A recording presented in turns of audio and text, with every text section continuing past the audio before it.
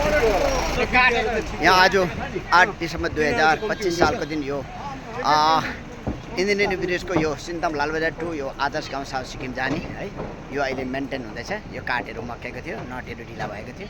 तर यो चाहिँ अब 55 साल बादमा यो 4 अक्टोबर 2023मा यो फ्लडको कारण यो ब्रिज भत्केको थियो। अनि 12 अगस्त 2024मा उद्घाटन सिक्किमका सामान्य मुख्यमन्त्री साहबले बिहारलाई भन्दा झट्टै आम पब्लिकलाई दुःख भयो भनेर यो जुन चाहिँ यो ब्रिज तुरुन्तै बनिएको थियो र उद्घाटन भएको थियो भने आज 8 डिसेम्बर 2025 सालको दिन यहाँ मेन्टेन हुँदैछ।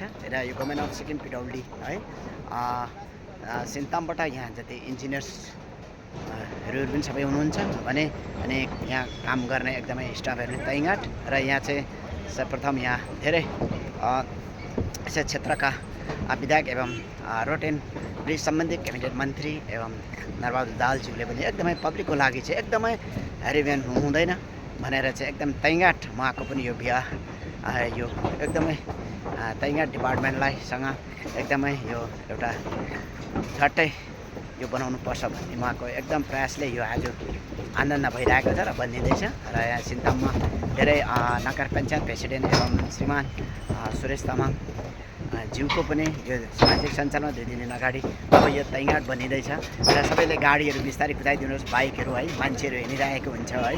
त्यसले गर्दा अब काठको कुरा हो, सानो गाडी मात्रै हिँड्ने हो। त्यसले गर्दाखेरि अलिकति तपाईँको अब यो ब्रिज अब मेन्टेन भइहाल्दैछ भनेर उहाँको पनि यो ठुलो एउटा प्रयास छ र एकदमै सबैले जान्नुपर्ने बुझ्नुपर्ने कुरा छ। यो ब्रिजमा गाडी कुदाउँदा पनि हो, मान्छे हिँड्दा पनि हो है। र एकदमै यो अहिले तैँगाट बनिँदैछ एकदमै यहाँ अहिले अलरेडी यहाँ अहिले सिन्ताम यही सङ्गीतामा स्टाफहरू डल्लै लागेर एकदम तैँगाट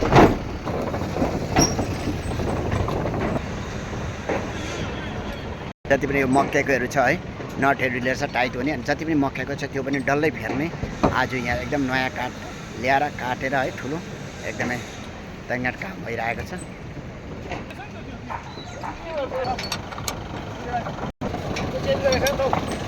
पिडब्ल्युडी डिपार्टमेन्टका सिन्तामबाट है यहाँ यही इन्जिनियर यही जेई है र यहाँ एकदम स्टाफहरू सबैजना तैँगाट हुनुहुन्छ यहाँ आम पब्लिकको लागि है सेवा गर्नुको निम्ति।